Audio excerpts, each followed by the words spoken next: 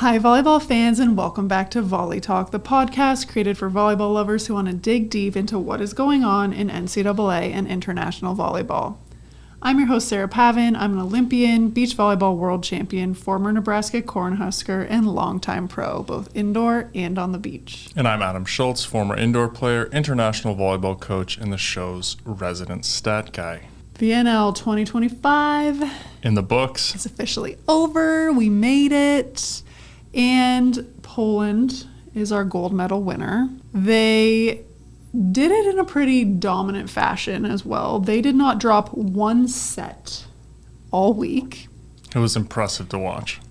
Wild stuff. We should have known, as we've seen in the men's game forever, very little went the way we thought it would. And I think even more surprising than the results were how one-sided a lot of the matches were. Like, we usually see a lot of men's games go 5, but there were some teams that came to play. We did not see that once, which is very rare. So today's focus is on what went down in the men's VNL Final 8 in China. So let's get started.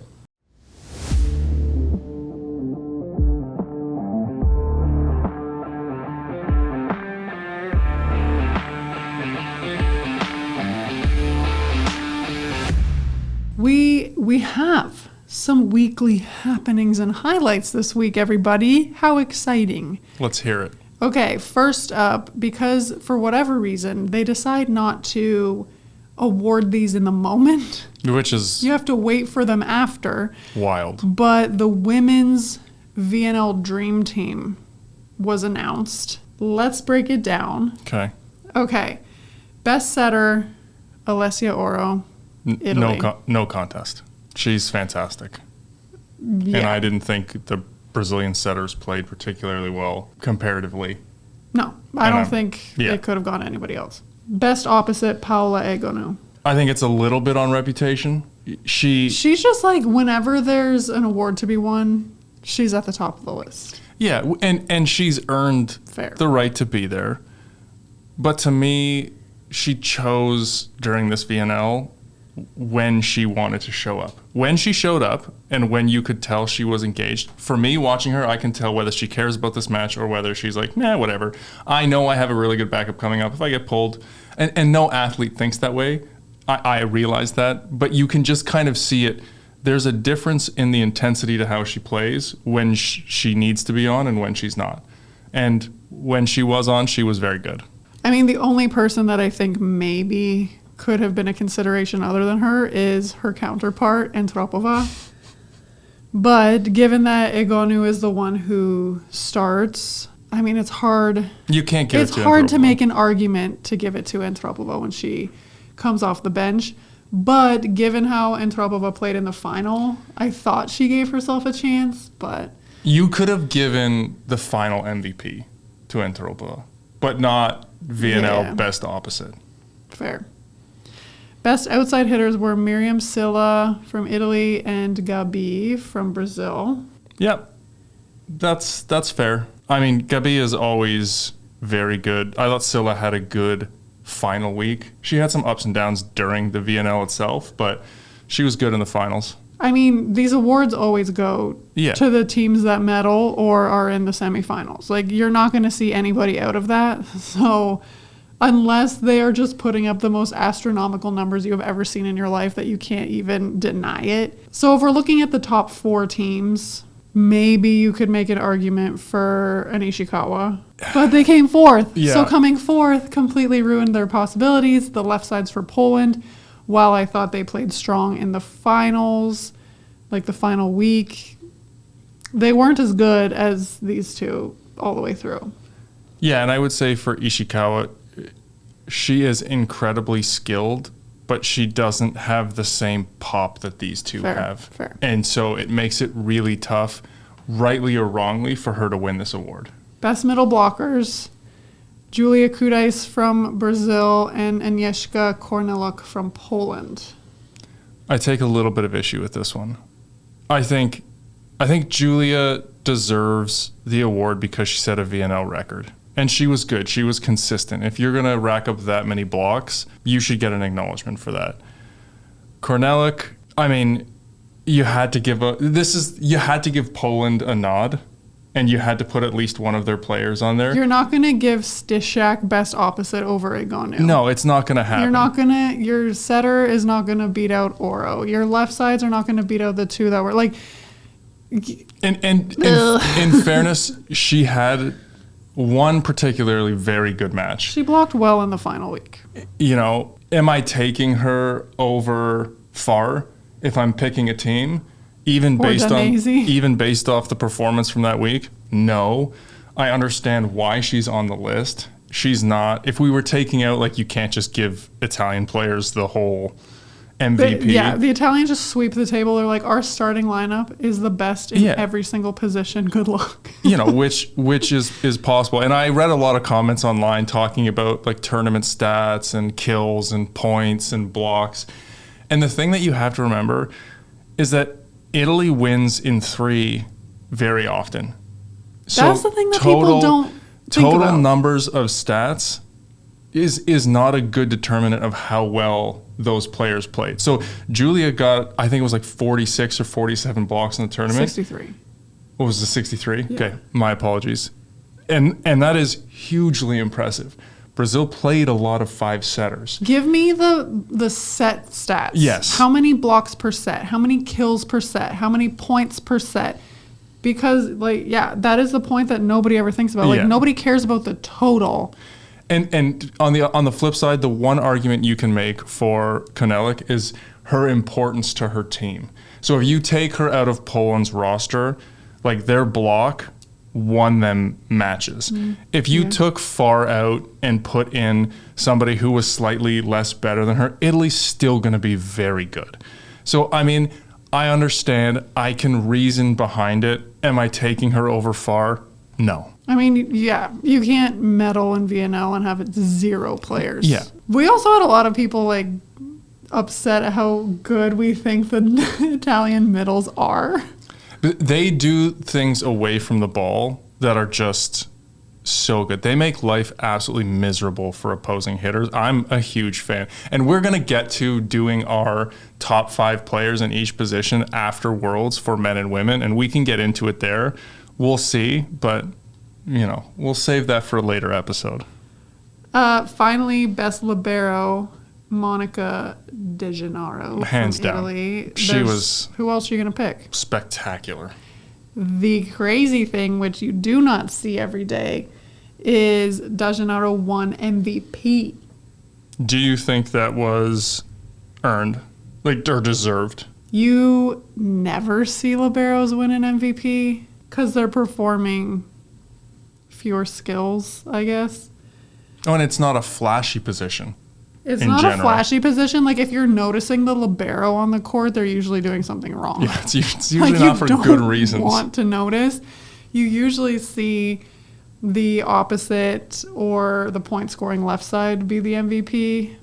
I think in this case, like, Egonu was a little inconsistent and got swapped out with Antropova so much. It would have been hard to name her the MVP. I agree. And I think... maybe you could make an argument for Oro. Yeah, probably either or. And those two kind of go in tandem for me. And the one thing I will say is that she passes a ton of court and she stabilizes that defense and she takes so much responsibility when she plays that she limits what other players have to do on the court, allowing them to be more effective. Like, watching her, she boosts the performance of the players around her because she's so good. And you really have to pay attention to it, but she's a player multiplier, I like to call them. Ooh, very rare, though. Yeah, like, good this for her. is almost unheard of, which is very interesting, but yeah, I like to see it. Yeah, I mean the awards are, I don't think they're really missed. Boys U19 World Championships happened over the last couple weeks, but they finished up this weekend. So we had France winning gold. They beat Poland in 4. And then Spain actually won bronze. They beat Iran in 5. So France, Poland, Spain were on the podium for the boys U19 World Championships. U23 Women's Pan Am Cup was also happening. They finished up in Mexico with USA dominating Canada 3-0 in the final, and Mexico came third. Not close. No. And USA and Mexico played in the other semi, and I think that one went to 5. So I heard that was a very, very close game. So maybe the final should have been USA-Mexico. From all intents and purposes, I think that was probably the match for gold. Canada didn't hit 20 in any set. No, it wasn't competitive. And then the U23 Men's Pan Am Cup is also happening as we record this, and the U.S. is in the final with TBD. It was either Dominican or Mexico. Let me tell you, they do not care about updating their website, and I wasn't about to go searching everywhere on social media, so... We'll see what happens. The U.S. is in the final. And probably going to win that one. Look at that. We had a few things to talk about this week before we dive in, but... Here we go. Let's get started talking about these VNL men's Final 8 matches. I can't wait. All right. In match 1, we saw Italy defeating Cuba 3-1. Going into this match, I think Adam said that it was the one he was most excited about a couple weeks ago. Am I remembering that? That is a correct statement. I have several statements from the last episode that I'd like to recant. Me but, too. We were pretty confident. We'll see what happens. But nothing went the way we thought. So, yeah. I didn't expect Cuba to win, but I thought it would be a little bit better of a match. So, a couple things that were just glaringly evident to me is that Cuba's skilled positions, such as libero and setter, Italy's were just in a class of their own, and it was painfully obvious. Yeah. So, I mean, that was kind of the starting point for it not going super well for Cuba. Also, you saw a lot of Cuba starters not make it through the match. Actually, their bench came in and played really well. Masso struggled. He went 3 kills, 4 errors, got the yank. You had Lopez started, didn't finish the match. Yant, he was good in the set they won, but couldn't play consistently. So, for example, in the first set, he was 2 kills, 3 errors on 9 attacks. They didn't win. That was the closest set that they lost.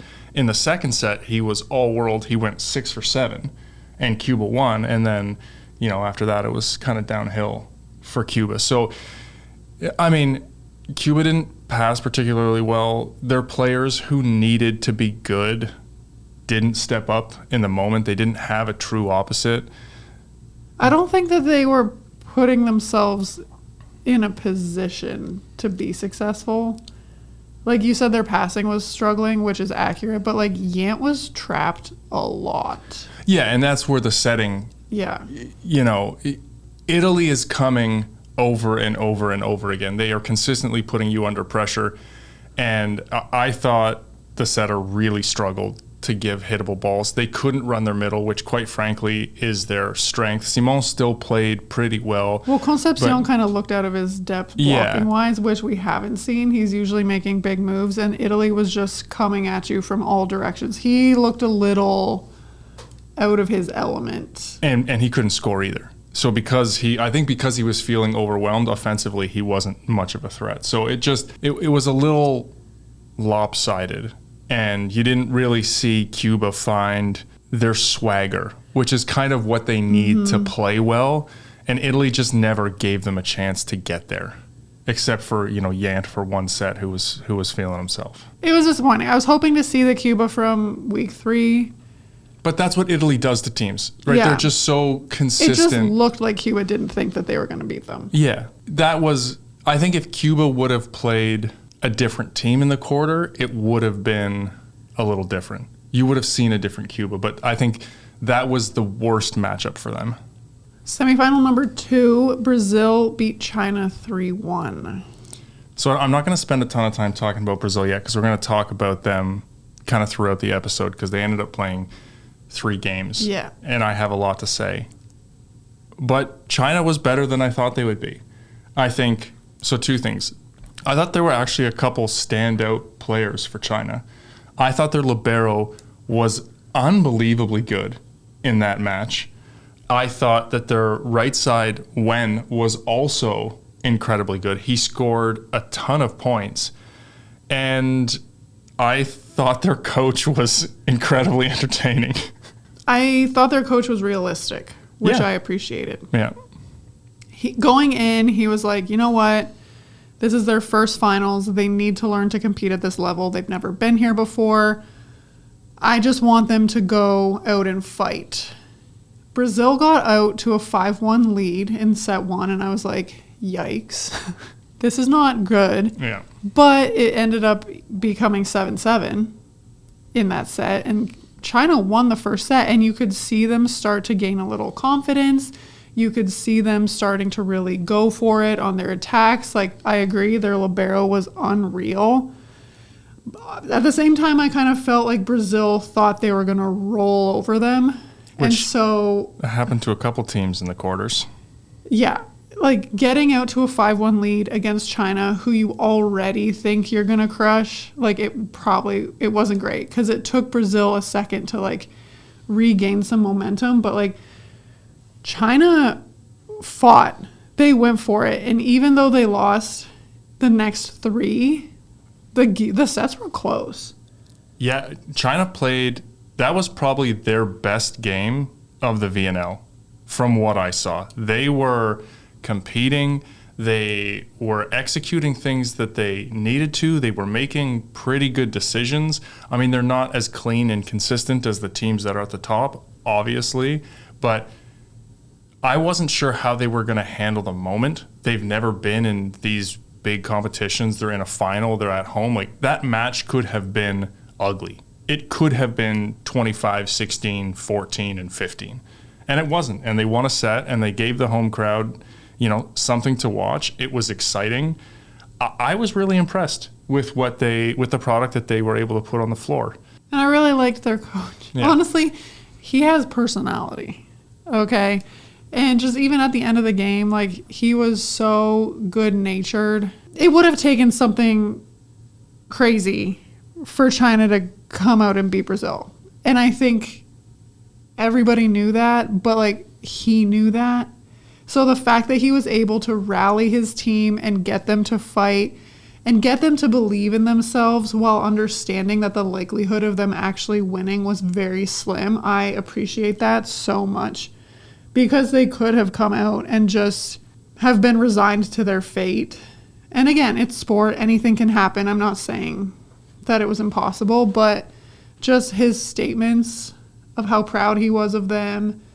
And I think it lays a really good foundation for them moving forward. No, I agree. And, he set realistic goals. He wasn't afraid to say them out loud, which I also appreciate. Like, hey, we want to get to 2020 and see what happens. We want to stay with them. We want to be competitive. And I appreciate that honesty and those stated objectives and knowing where you are. And I think it's especially important to understand what the objectives are when you're outclassed like that. And that's just the reality of the situation. And they did stick with them. They did. Until like 17-17 in all of the sets. And then Brazil just pushed back. Yeah, and they have more experience. I will say, though, that the issues that Brazil had in this set in this match against China persisted throughout the final, and we'll talk about them a little bit more, but you probably should have used that match to tighten up some of those things because they came back. They were going to.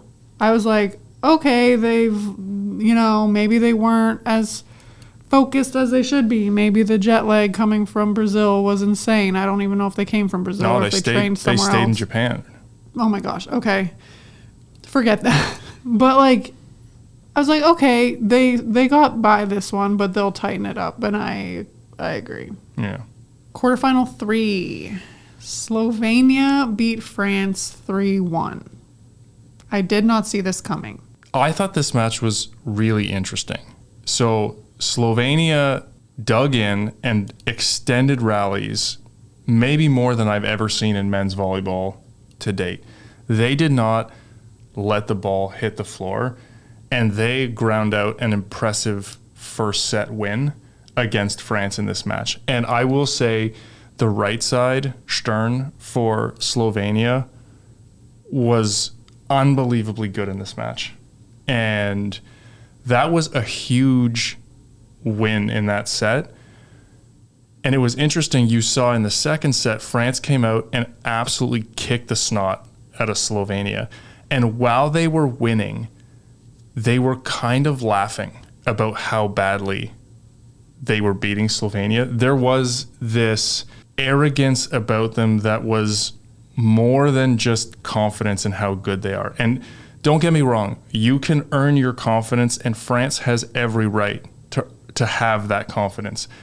But they were laughing at plays that kind of went their way in that set. It almost felt to me belittling, like we're going to win this no matter what, after they beat them so badly in the second set. And Slovenia did not go away, and France could not find their rhythm in sets 3 and 4, and it cost them. And I believe it started with that almost flippant attitude that they were supposed to win that quarter. That is the read I got watching that match. Yeah. I expected more from France. Their middles were not, for me, their middles were not running as well as usual. Everything just seemed a little more dimmed, I guess, than I expected. Nothing was sharp for France. They made 41 errors to Slovenia's 17 over those 4 sets. I'm sorry. Yeah, they gave up over 10 points on average a set against Slovenia, and Slovenia's no joke. They might not have the quote-unquote individual firepower that France has, but they play as a team, and they will wear you down. And France did not come prepared to compete at that level, in my opinion. Well, they play a similar style. You know, their players are crafty. They work the shots. They're not afraid to mix it up, switch the tempos. They run fast offense. Both of them have really solid liberos. But, like, Slovenia doesn't have, like, the star power, I would say. Like, their setter does not. He plays in Slovenia. And he has played for, like, smaller clubs. Like, it's not like these guys are going out. Obviously, some of them are. But they're not, like, signing these huge contracts like a Brizard or, you know, guys like that. But I thought the way that they ran their pipe was virtually unstoppable. Well, their middles are so good. Their middles are so big. They're physical. Honestly, they could run them more. But having those middles with the pipe over top, that was virtually unstoppable. I thought Mojic was so good. You mentioned Stern. Stern hit over 500 on the match. But Mojic was, so, like, they showed up and they just, like, did their job when they needed to make the sub. Their subs came in and did a really nice job as well. Like, they were able to benefit off of every change they made. Their coach didn't try to do anything sneaky with the timeouts like we saw in week 3. He just, like, let them play. Yep. And for me, like, yeah, I love Klevno. Klevno stunk. Brizard. I loved how 4 has been playing all tournament. I thought Grebenikov played very well. His setting, you guys, if this man was not a setter in a past life, I don't know. Somebody tell me, was he a setter in youth? Because, man, running tempo, running back sets across the court in tempo, I was like, oh my gosh, hello. So Grebenikov was the best player for France for me. Agreed. But, like, their middles struggled. The way that Klevno did nothing. Klevno hit 0 in set 3 and hit minus 300 in set 4. Luati hit minus 250 in set 3. He hit 300 in set 4. But they didn't have two players have a good set other than set 2 where they were spectacular. So if you take set 2 out of their statistics for the match, their outside hitters were not good.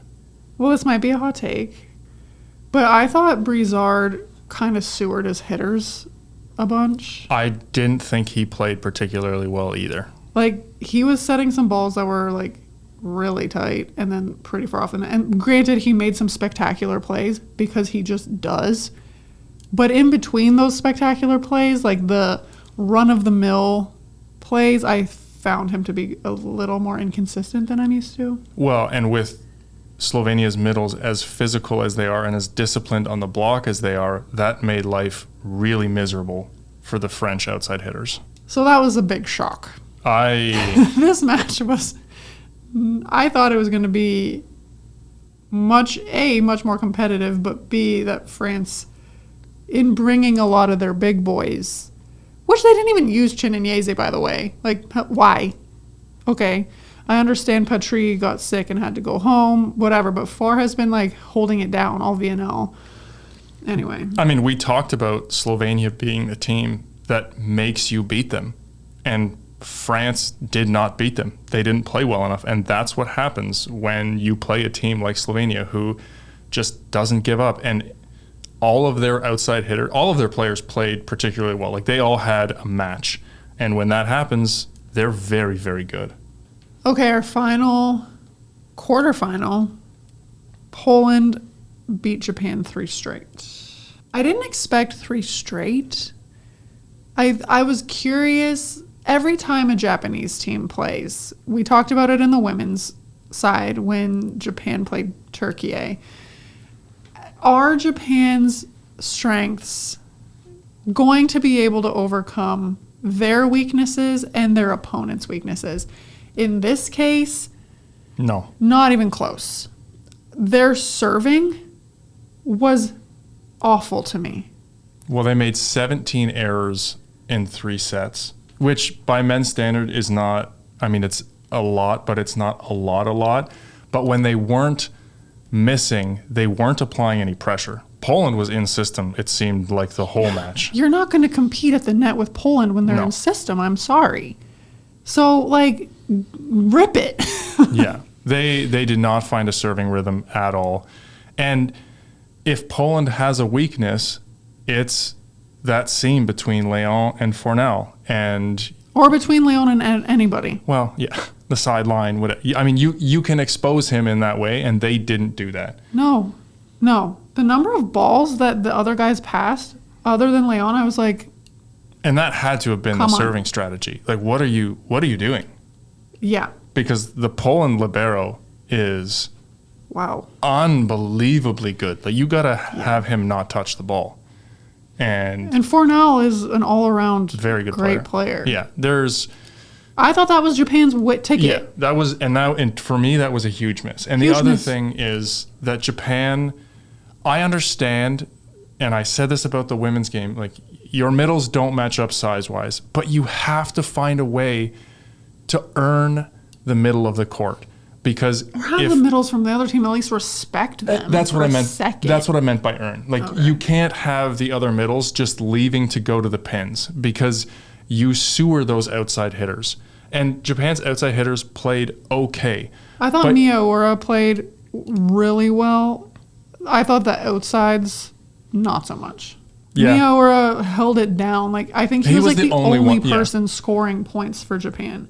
Ishikawa scored points sometimes, but he wasn't super effective. They did not make life easy for them. They needed to set the middle, and I thought setter choice for Japan wasn't great. Like, well, they had their guy that's been coming in on the double sub. Yeah, starting. Yeah, Japan needs to run more overload, more movement. You need to give the blockers something to look at. Their offense was just too vanilla for not having, guys who can just go out and bang. And on the flip side, Japan had no answer for Sasek. This guy was incredible. Unstoppable in that match. They set him the ball and he was just scoring at will. It was kind of fun to watch, to be honest. Well, and of course, they couldn't stop the Polish middles either. No. It was just a size mismatch, and they could not get them out of system. It was just as easy as that. But the thing is, even though they weren't serving Leon, I found Leon to be very inconsistent. He actually got pulled. Yeah, he wasn't good. Like, he wasn't good at all. And he didn't need to be. And that's the thing, because Sasek scored at will, and, like, the middle and right side of the court, it was just like, okay. Yeah, Fornal wasn't, like, he was fine. But he did his job, yeah. But the two left sides for Poland were not spectacular by any means in that match. But I think Japan's serving strategy choice, the way, like you mentioned, their vanilla offense, the fact that Miyaura was the only one that was putting up consistent numbers, like, it's just not going to happen. No, they did not play to their identity, I didn't think. And Poland was very good. I mean, Poland was very good all tournament, but yeah, it was pretty lopsided. Okay, let's move on to the semifinals here. In one of the semis, we had Poland defeat Brazil 3-0. Are you going to talk about Brazil now, or are you going to save it for the bronze? No, you know what? This is where they lost. So let's talk about the systemic issues that I think that they have. Buckle up, everybody. You might not be fans of these comments. I think that Brazil has a lot of very good hitters on their team. I don't think that Alan or Darlin are top opposites. However, usually between the two of them, you can find somebody who's going to have a good game. So I don't really have an issue with that.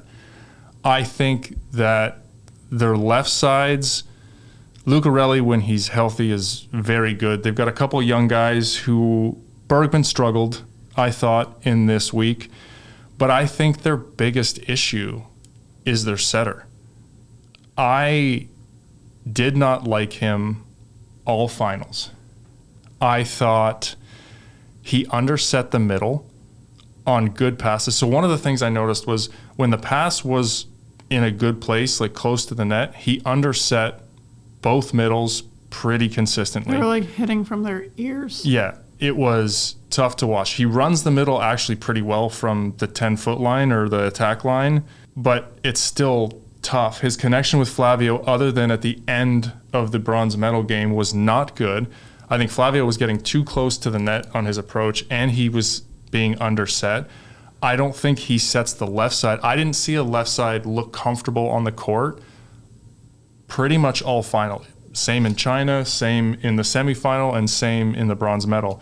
And I think if you were to put a more consistent setter on that Brazilian side, they would be scary good, because I think they have the pieces to be able to do it. I think he really hurts them. And I don't know why he didn't get taken off the floor, quite frankly. I don't know what the backup setter, we didn't really see him at all. Mateus G.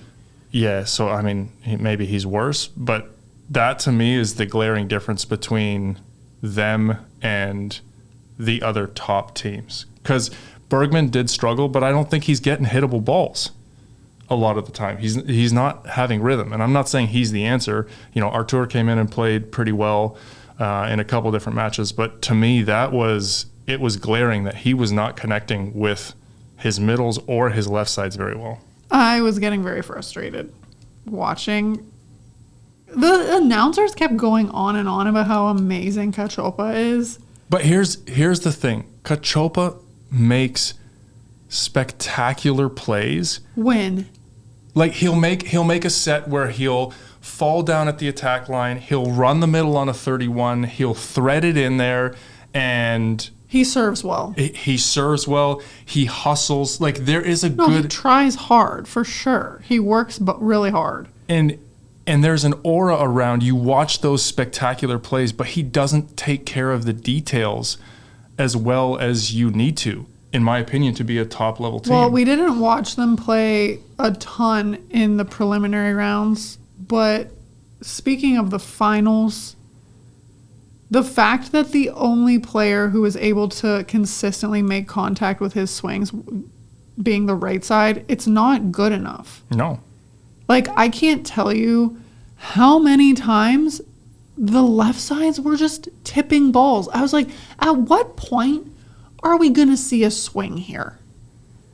Bergman, Honorato, Lucarelli, every single one running in. They're getting in front of the ball. You can see from the side view, the ball is fading off the net. They're getting underneath the ball. So either slow down your tempo so you can stay behind the ball, or switch your setter. And the thing was, these guys were not able to hit anything. The left sides were able to hit the pipe ball because they were already coming in from behind. So to me, I thought it was a setting issue. Yes, there's always things you can do as a hitter, but when you're rotating through 4 outsides and nobody is finding rhythm, that's a setter issue. Well, it's not shocking to me that the left side that I thought was able to make the best contact was Artur. Yeah. Because he's bigger than them. Like you saw Lucarelli getting under balls or reaching behind his head. You saw Honorado getting underneath balls, reaching behind his head. Or looking like they were too high, but Artur, like they were in his window because he's bigger. Well, he has a shorter approach.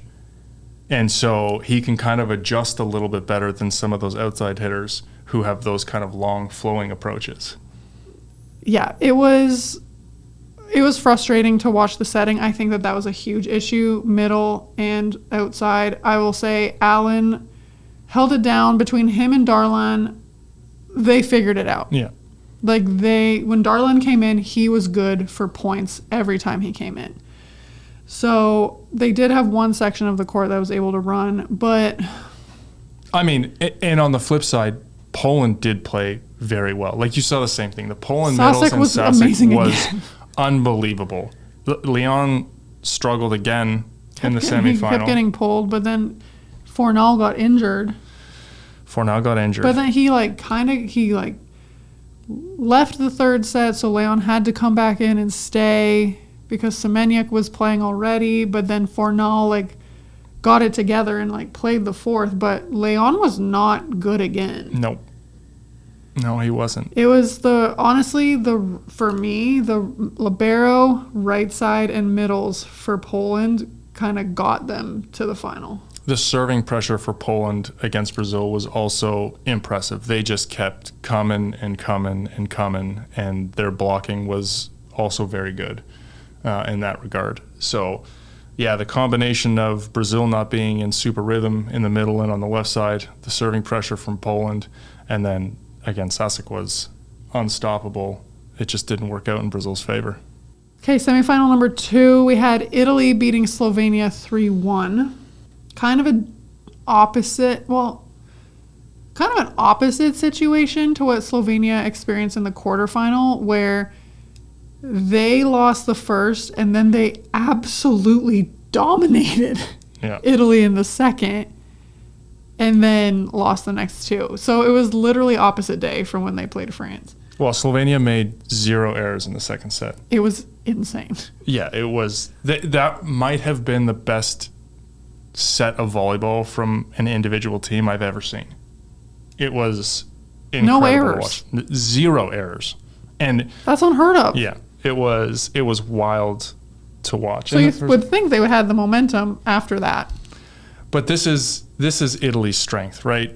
They're just so consistent. They have so many options of guys that can come in and play, and they know how to compete and they know how to win. They came out and beat Slovenia after that. They realized, okay, that set is what it is.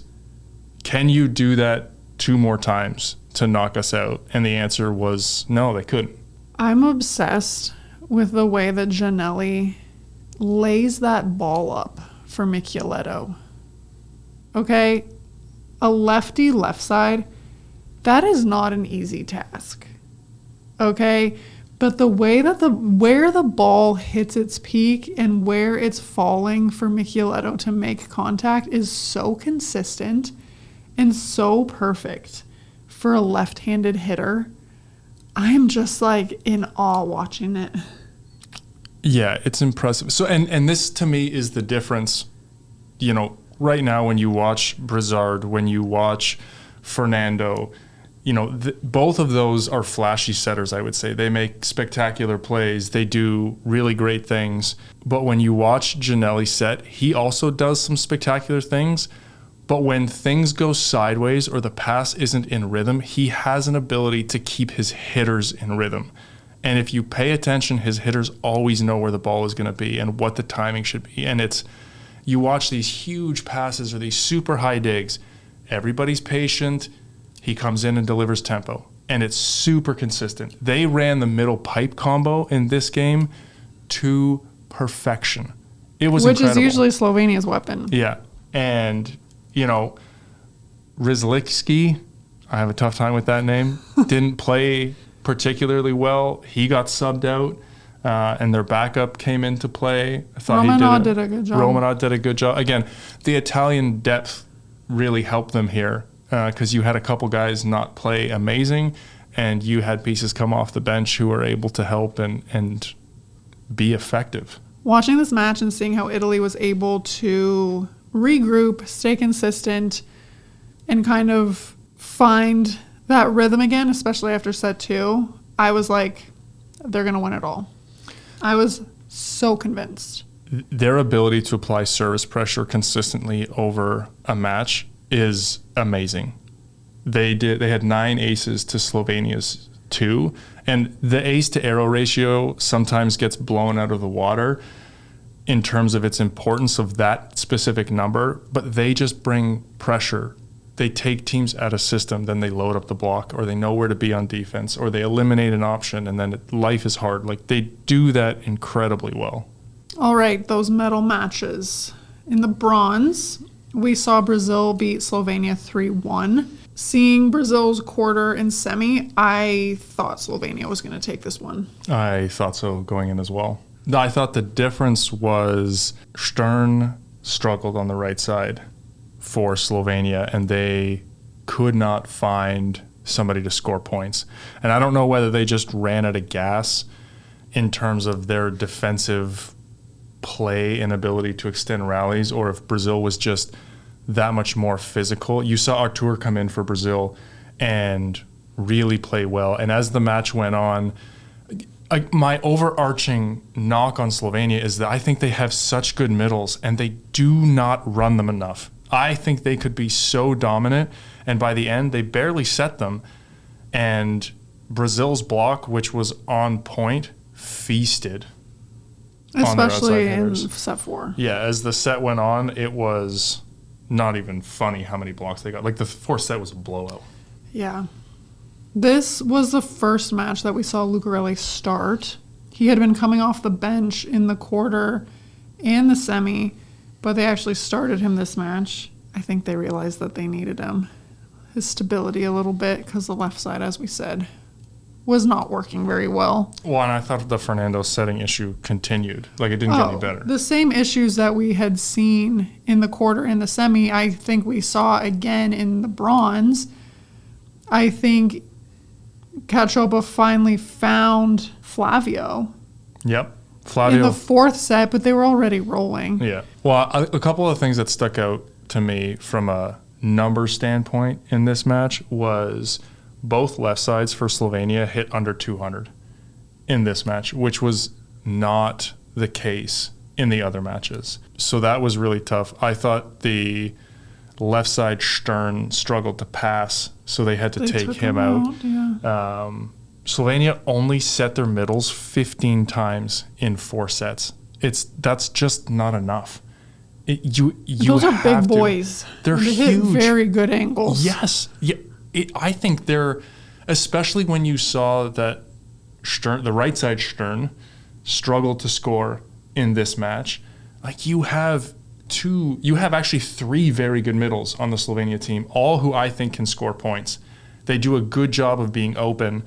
Like, get them the ball. I thought that was a huge miss for Slovenia. Agreed. Well, and then once Brazil kind of settled into their defensive system, as you said, they were just shutting down the outside hitters like crazy. Like, Mujanovic came in for the right side Stern. Yeah.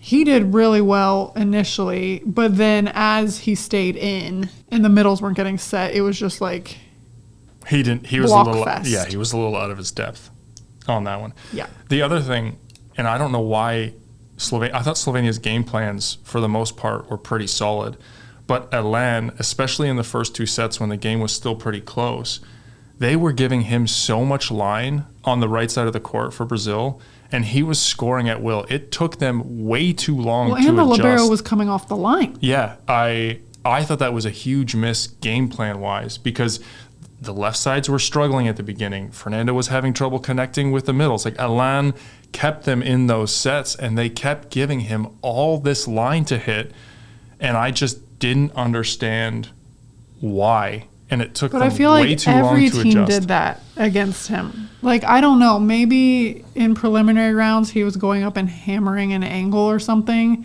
So they were like, okay, we need to take that away. But in the finals, like this week, every team was blocking Alain's angle, leaving him a truckload of line. And but he found it. He was obviously finding it. But his shots that he was going for consistently were line seam. When he was whiffing balls or making errors is when he was going into the angle. So I'm like, well, and your can middles, we just try like move this over and like force him to hit an angle, because that's where he's making his errors. Your middles are so big that they can cut that angle off with their hand position as well. I just didn't think they leaned into their strength. I wonder if they would have been able to shut Alain down at the beginning of that match with a better game plan, what would have happened? Because he kept them in that match. He kept them in every match. Well, yeah. Honestly. Well, I think Darlan had a really good semifinal. He came in. Darlan came in. He played more early on, but I said this when we were watching. I was like, Darlan is the perfect sub. Yeah, he might be my favorite player to watch. I can understand why fans love him. Like, the attitude, the fire, the passion. As an anime fan myself, seeing him do the Naruto stuff is pretty sick. But, yeah, every team needs a sub that, like, only remembers the good stuff and just, like, legit thinks that they're so amazing. I don't know Darlan at all, but the impression that I get is that he is like, I am amazing. I score points. Did I make an error? I don't know. And it's just like, those are the best ones. I feel like the reason Alain starts over him is I can see Darlan being a little more volatile, a little more inconsistent. But for his role, outstanding. The dude gets off the ground so fast and hits so hard. He's so fun to watch. Like, from a pure spectator sport enjoyment standpoint, he's awesome. I think one of the other things that Slovenia struggled with in this match was their first ball side out. None of their players were getting easy points. And so the rallies extended. Brazil really made Slovenia grind to earn their points, and it just looked like they ran out of gas. That first set really went the distance. Yeah. And they just couldn't keep up. I thought they were gonna keep rolling.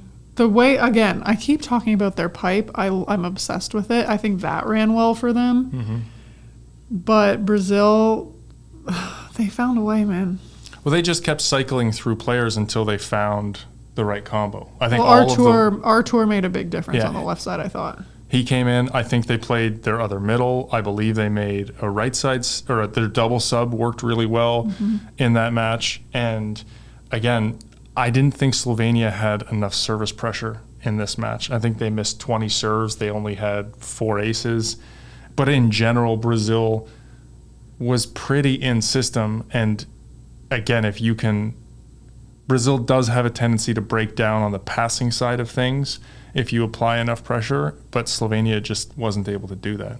So Brazil ends up taking that match pretty decisively, especially in the last set, and earns their second VNL medal ever, which is, I was a little surprised to learn that, but they've won a gold and now they've won a bronze. So that's a big accomplishment for them, given their history in the VNL over the last 7 competitions.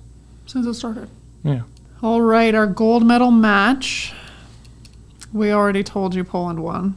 We already told you Poland didn't drop a set. So, Poland beat Italy 3-0. And let me tell you, okay, Fornal didn't play. I think he started feeling that ankle injury after he cooled down after the semifinal. So he was out. I watched the replay and it's like, oh, he's not playing tomorrow. Again, you guys know this. I refuse to watch the replays. I just close my eyes and ask Adam to tell me what happened. And based on his reaction, I was glad I didn't watch it. So Fornal was out, but guess who decided to show up in this match? Guess who decided to show up? Leon. He's like, you know what? Middle right side, you can take care of business to get us to the final. But when the lights are on, that's when I'm going to shine. I'm going to put my gold earrings in. I'm going to put my gold chains on, and I am going to come to this match, and I am going to dominate. He was unstoppable. And conversely, Sasek, he was like, not good. You're welcome, everybody. I played a huge role in getting us here, and I'm out. You're welcome. I'm done. I'm pretty sure he hit negative for the majority of that match. Was negative. Correct. The middles were consistent as always. The Polish libero, though, can we talk about how good he is? He might be the best in the world. And I, unlike some people, don't throw that statement out lightly. He is not like one of those announcers that's like best in the world, best in the world, best in the world. Did you hear me? Best in the world. He was outstanding. Outstanding. On everything. Yes. Passing, defense, setting, chasing down balls, setting, coverage, you name it. This man was everywhere. If he doesn't win best libero, when I check after we're done this, I'm gonna write somebody. You let them know. I will let them know. So, but okay, yeah. The first set was super competitive, and the one thing that I noticed and I thought was the difference was Italy got stuck in rotation 1 twice. They gave up 4 points the first round through, and I think 3 points the next time they were in rotation 1. And that, to me, was the difference. When they have Rizlick, whoever, and I will tell you, I'm not a fan of him. He's not my favorite either. If Italy has a weakness, it's on the right side. He's not it for me. Yeah, they struggled against Poland when in rotation 1 specifically, it was not But the confusing pretty. thing is, in rotation 1, I get it. Okay, the right sides typically aren't amazing hitters on the left. Fine. But you have a left-handed Micheletto on the right side. He doesn't hit well Who does not hit well on the right side. Well, he goes in so fast. And flat. You're left-handed, my man. Why are you approaching up the sideline? Like, create a bit of an angle for yourself here, okay? Yeah, it was. That rotation cost them that set. Yeah. It was not good. Not good. But things got way worse in the second set. So I take notes when I watch these games. My gosh, And for my set 2 notes, the only thing I have written down is a swear word disaster. That's how I would... Somebody needs to get fired. Okay, do you want to let everybody know what happened? If you missed the match, here's what happened. I'm assuming it's the first assistant coach, because that's normally their job. Fireable offense. Yeah, you stole my line. It's a fireable offense. They submit the lineup. It usually is the assistant coach that submits the lineup. Yeah. And they got the lineup wrong. They switched the 6 and the 5 on the lineup card. So Micheletto and Giannelli were swapped. In the wrong place. But here's the thing. They didn't swap the whole position. They just swapped 2 players. So Giannelli was supposed to start in position 2. So Rich Lichky would be in 5. Micheletto should have been in 3. Lavia in 6. And then the 2 middles. But it was Micheletto in 2. Rich Lichky in 5. Giannelli in 3. Lavia in 6. So the opposite and the setter were not across from each other. The 2 left sides were not across from each other. And seeing these guys try to figure out a rotation... Well, the set started, they were down 4-0. And the ref, they asked for a rotation check because they got called out of rotation. And they kept arguing that it was incorrect. And they didn't realize that they had submitted the wrong rotation. So Italy started totally discombobulated. I think it was 3-1 or 4-1. They called a timeout. They figured out that they had submitted the wrong lineup. And then they started trying to figure out where they should be standing on the court, where they should be. They got called out of rotation again. Are you kidding me? Called out of rotation in a final. Well, not to mention you get the lineup wrong in the final. How many times have you written this lineup down? Well, that assistant coach. How do you do that? As an assistant coach, you get one mess up a year, I think. That's fair, but not this single-handedly lost us this set in VNL. Potentially set 3 as well because everybody was so rattled after set 2. Yeah, because halfway through set 2, they could not figure out where they should be standing. They were so disjointed. They had to sub out Micheletto and Janelli. So they brought off their 2 best players to switch other players, their backups in, to be back into a normal volleyball rotation. It was an absolute disaster. There's nothing else to say about that And set. what does the announcer say? He's like, oh my gosh, are 6 and 5 different in Italian? Dude, what about he writing in Roman numerals? No. I couldn't believe it. I can't even tell you what happened in that set because I was just watching the absolute yard sale that was happening on the Italian side that whole set. Mass confusion. But when things like this happen, it just, like, it's so perplexing to me how volleyball players, the highest level volleyball players and coaches in the world, cannot figure out rotations. Okay, yeah. It's really unfortunate that this person made that mistake. I mean, but like, it's not hard to figure out how you should align yourself. Look at who's beside you, look at who's in front of you or behind you, and just like arrange yourself. Volleyball players they don't understand. They get so ingrained of how things are supposed to be that they don't even understand the absolute basics of what a rotation is. They spent so much time talking. Like, they received this one ball and I was like, the 2 left sides can't be next to each other. The libero needs to be in the middle. What are they doing? Boop. Called out a rotation. I'm like, how am I telling you what you should be doing? Yeah, that whole situation ruined the final. It was absolutely outrageous. Which was so disappointing, honestly. That should have been such a good match. Well, the first set was so good. Yeah. And then I was like, okay, this is going to continue. And then this error completely dismantles Italy. And it honestly, I think it carried into the 3rd set as well. Absolutely. Like, what a waste. But you have to be thinking as a player, like if I put myself in those guys' shoes, I'm out there thinking we played 4 full weeks. We ground, like, got beat up, worked hard, all of this to get here, and you can't write 6 numbers on a piece of paper properly? I mean, yeah, I'd be pretty upset about it, but at the same time, you can move so early now. Like, it shouldn't have been as big of a deal as it was. I understand. When both left sides are in the front row at the same time, not ideal. When the setter and Rich Lischke are in this front row at the same time, also not great. But did it have to be that bad? I mean, probably not that bad, but Poland was playing so well. I'm not sure the result changes, but the enjoyment factor of watching the match would have been much higher. We have to give Poland props. I'm going to say good. Super sub for me, and I've always loved this guy, Semeniuk. Match MVP.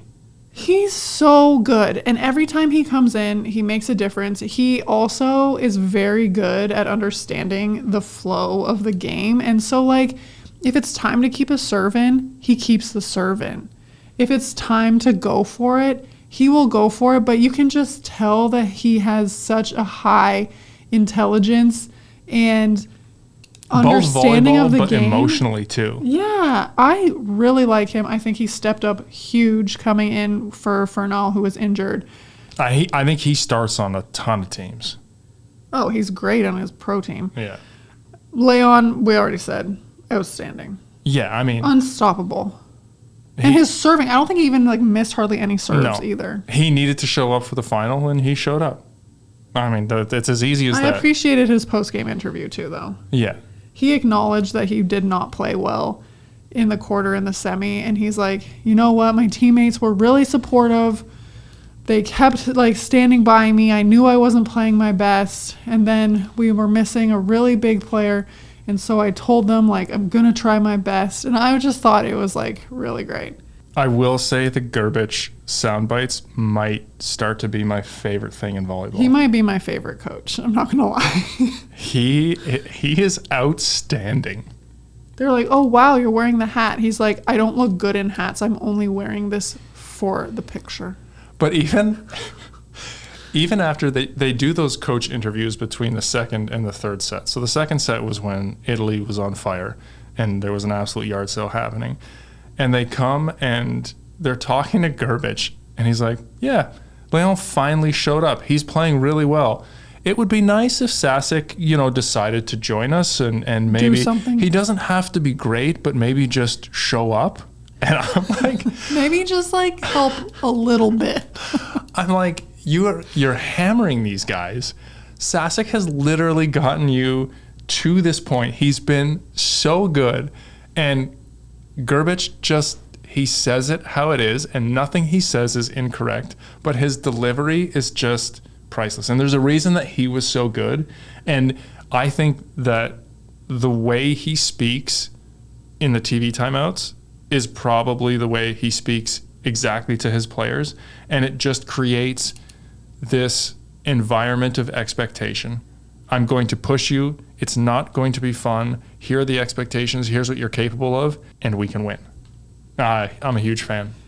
I was a little worried about Poland watching them play in week 3. They had their big boys in week 3. They did not look good to me. So I was a little concerned, but dang, they found a way. They stepped up. Different guys stepped up in different ways based on the need of the team. And yeah, they were dominant. Given how week 3 went, I was like, nah, it's not going to happen. But they turned things around. Well, them and Brazil kind of flip-flopped because I thought Brazil played really well in week 3 and then not so well in the final, and like you said about Poland, so it was interesting. But I think Worlds is going to be a ton of fun.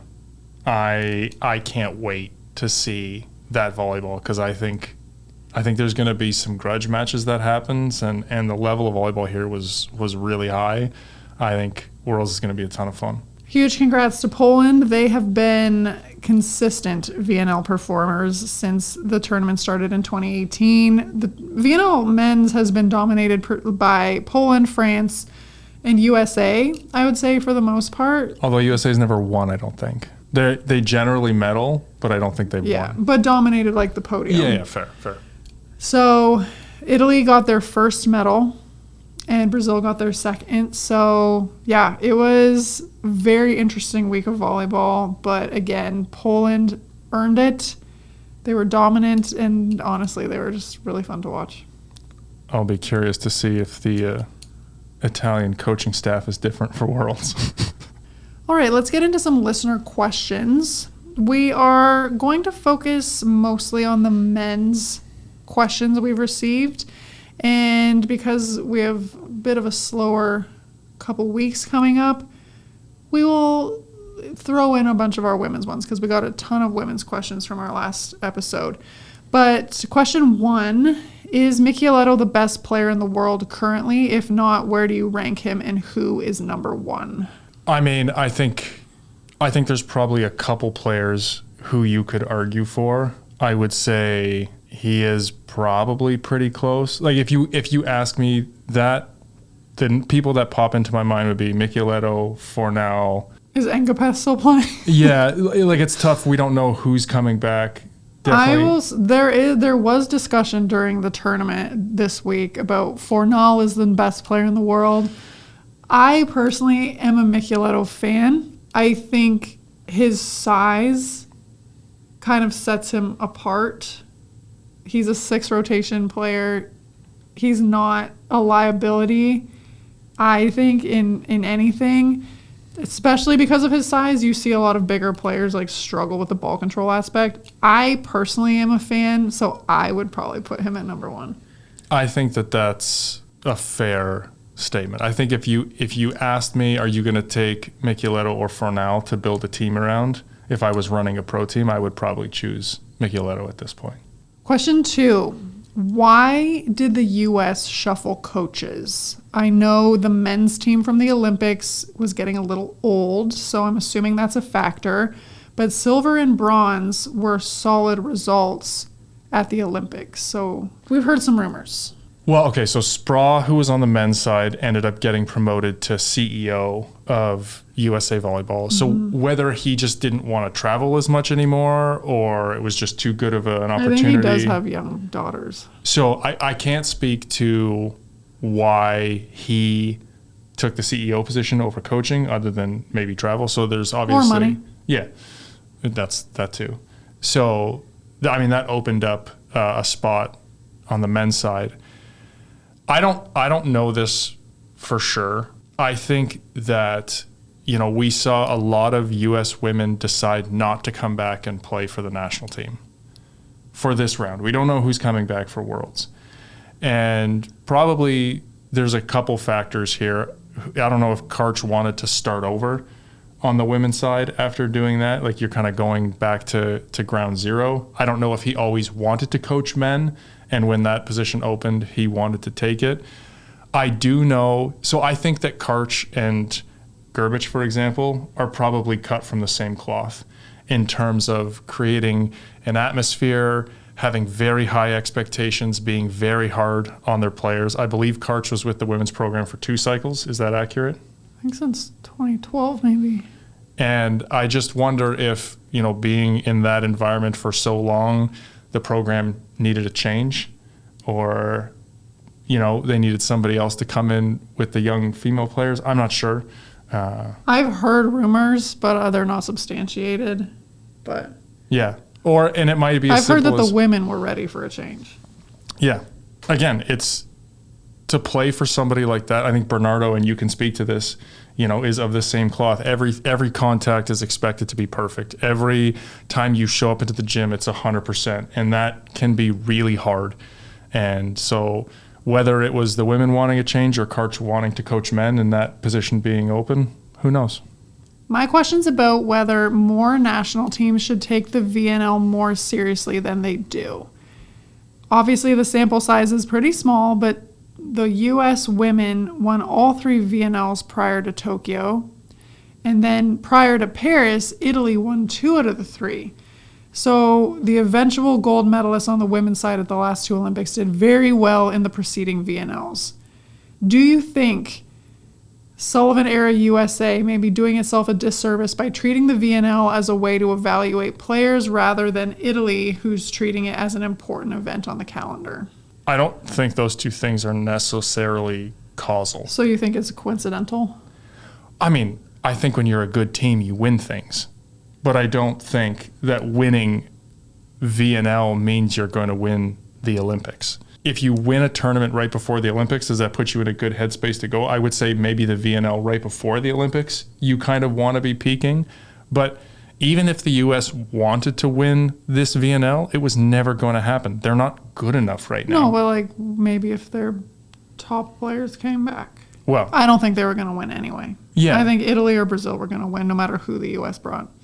But again, I think that was the player's choice, not the coach's. Yeah, fair. So, again, I think it would be, you want to be playing your best volleyball going into the Olympics. What happens in this VNL is irrelevant, in my opinion, to the 2028 LA Olympics. We just like to talk about it like it is. Yeah, but again, you have the best teams winning these tournaments.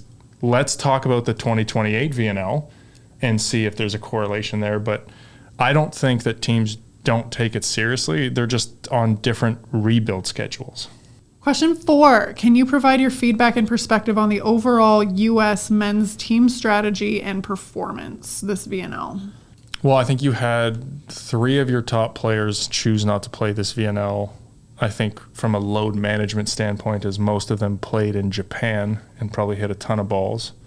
Well, we had a lot of retirement, straight up retirement too. Yeah, but who's potentially available? We heard Anderson is going to play in LA. Well, Anderson wasn't in Japan this past year.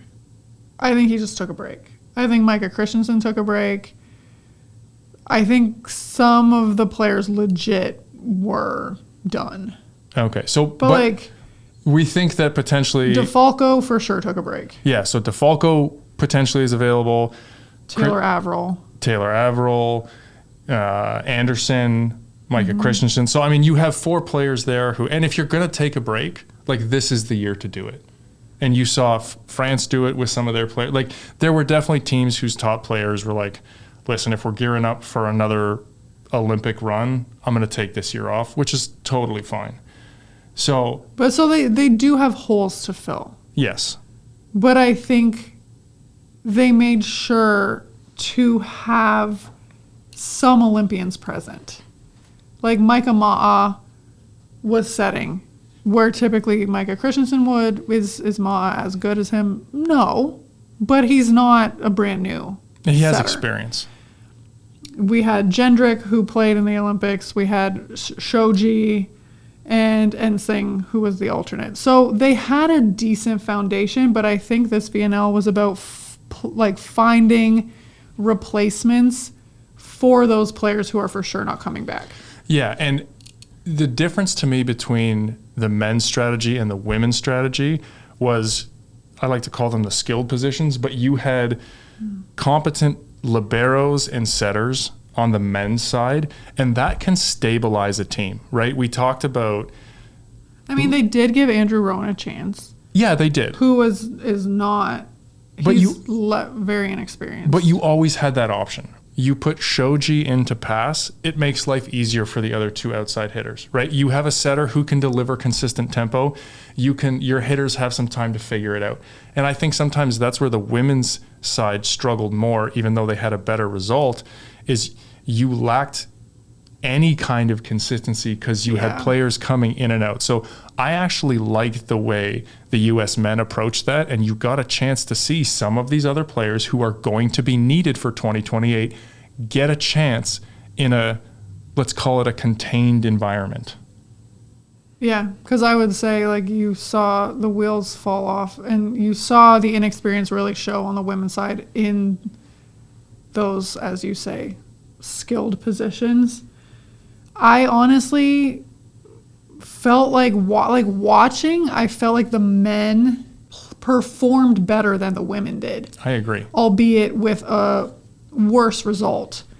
Watching them, I felt like the women were more out of their depth than the men. And I thought that the young, inexperienced athletes on the men's side, like Cooper Robinson I'm thinking of in particular. I was impressed by him overall.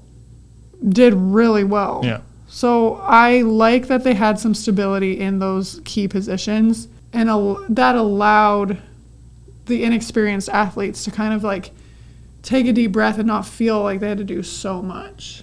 I also think it speaks to the parity of the men and the women's side. Right? You didn't really have many gimme games on the men's side, and that happens on the women's side. Question 5. I am currently watching the China-Brazil and the Italy-Cuba matches, and it seems like the rallies are way longer, more chaotic, and fun than most men's games all tournament.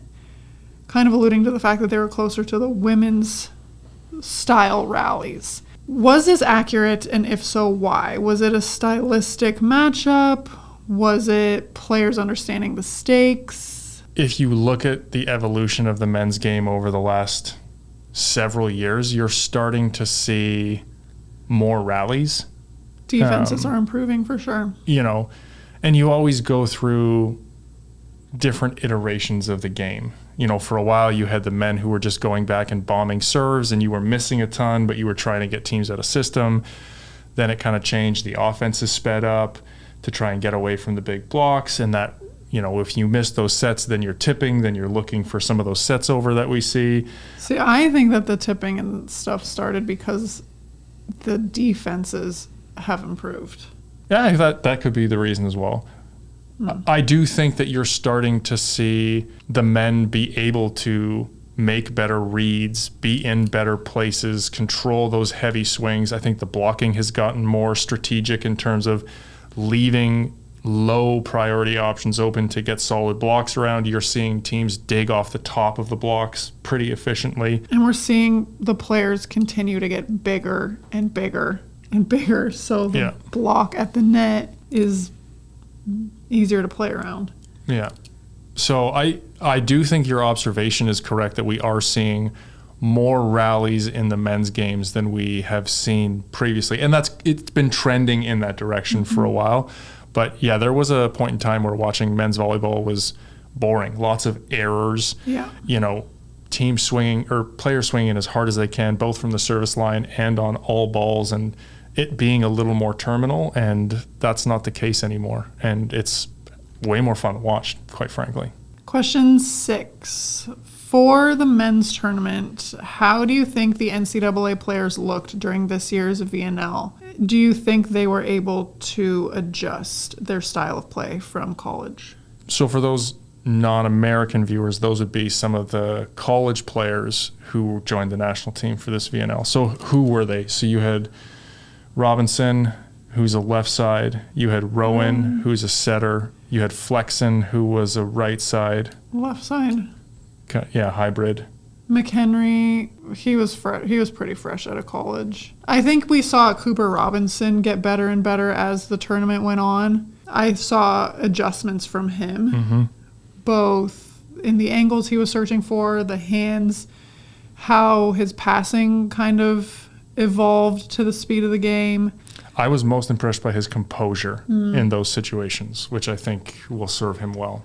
Rowan, I feel like, was still kind of playing a college style. I think he has potential. He was only really needed in week 1 when Micah Ma didn't come to Brazil, but I think that he was still a step behind. Yeah, I didn't love his decision making. The hitters are a little different in terms of their capabilities. I thought he underset a bunch of hitters. I didn't think his decision making was amazing. It's a tough position to step into with no experience and not really knowing your hitters that well. Again, I think he has potential, but he's not ready yet. Seeing Flexen switch to the left side in college, I was a little worried, but he did better than I thought he would. Yeah, I still don't think he's it yet. He's got a ways to go, but he was fine. His passing was more fine than I thought it would be, because in college it was a little dicey. Yeah, I'm curious if that's a partly Shoji effect, if they were able to kind of shelter him a little bit.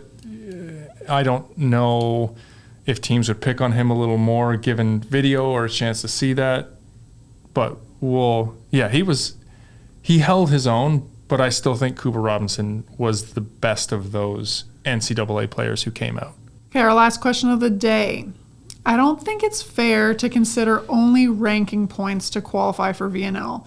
Teams located in less competitive regions, Africa comes to mind for me in this, won't earn as many points as teams that you would see play in Europe or Asia or something. Wouldn't it be better to have a direct competition between these teams to enter the VNL?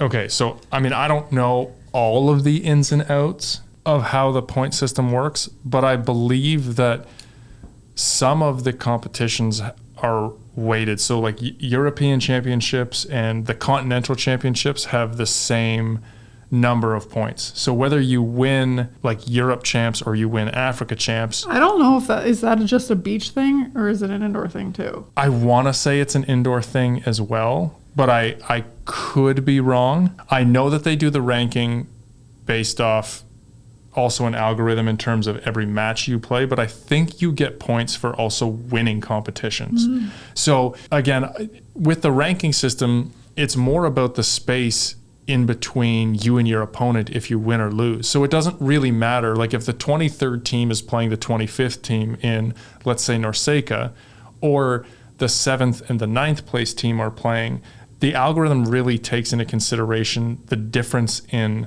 skill or points between those opponents. So you have the same opportunities to earn points even if your competition is lower.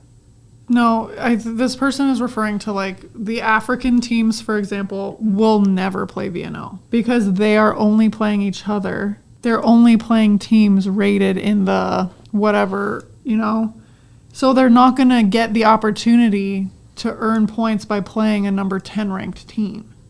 I think that's what the question's alluding to. The thing is, VNL is considered an elite event, a prestigious event. Even the fact that I think the relegation is great because we will finally start to see a little bit of variety. Like indoor volleyball has been, you've seen the same teams for decades because it is so hard there are so few competitions that it's so hard to break into it. But at its essence, VNL is showcasing the best that the world has to offer. it's not like the Olympics. Like the Olympics is very much like, let's bring the world together through sport. So that's why you see there needs to be a team from at least every continent. I understand what you're saying, but I think diluting the level of competition, like we're not going to see those teams from the lower ranked regions qualify anyway, even if there was a direct competition, I think. Yeah, but I mean, which region other than Africa, when volleyball is not a big sport in Africa, isn't represented? Like you saw South Korea on the women's side make it because they have done well in the Asian championships, which would be considered a lower skilled. Well, I don't know if that's necessarily the case because relegation has never been a thing. I think up until this point, money has played a role in some of the teams qualifying. So you think that the switching of relegation from here on out will always be like a Europe team will come in? I'd be curious to... It will likely be that because the European teams will always play each other.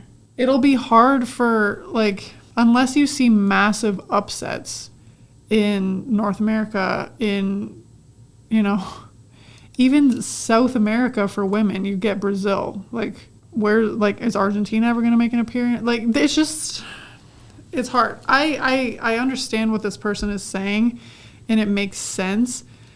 But, like, how far down the list do we want to go? It's really hard to make it in indoor volleyball. Yeah, absolutely. But I don't think that that's a bad thing. You want the best teams there. And again, some of the competition... No, I'm not saying that it should be easy to make it. No. I'm just saying that's how it is. Yeah. I think that they're trying something new to try and be more inclusive and to make it mean something. I think you need to give it a few years to see how it plays out. I think it will actually be more balanced than you think it is. I look at... They're using something similar to chess ratings where the points you get are less about one playing 10 and more about the difference in strength based on what you can get. So I think that there will be opportunities for some of those teams in other regions, if they're consistent, to beat out the Europe regions. And so I think we'll have to let it play out and see how it goes. I know they've run a bunch of different models to see how things would go. And I think it's worth waiting to see how it plays out over the next couple of years. Thanks again for a great bunch of questions, everybody. We have a ton of them in the bank, so keep them coming. We're going to have some episodes coming up where we're going to need a whole bunch. So we always enjoy this part of the show. Not a lot of volleyball coming up over the next little while, but the Women's U21 World Championships are happening this week in Indonesia. Matches start on Wednesday. Those are all available on VBTV. So if you want to watch those, check it out there. That can be your volleyball fix for the week. But we do have Worlds coming up in less than a month on the women's side and a little bit more for the men's side.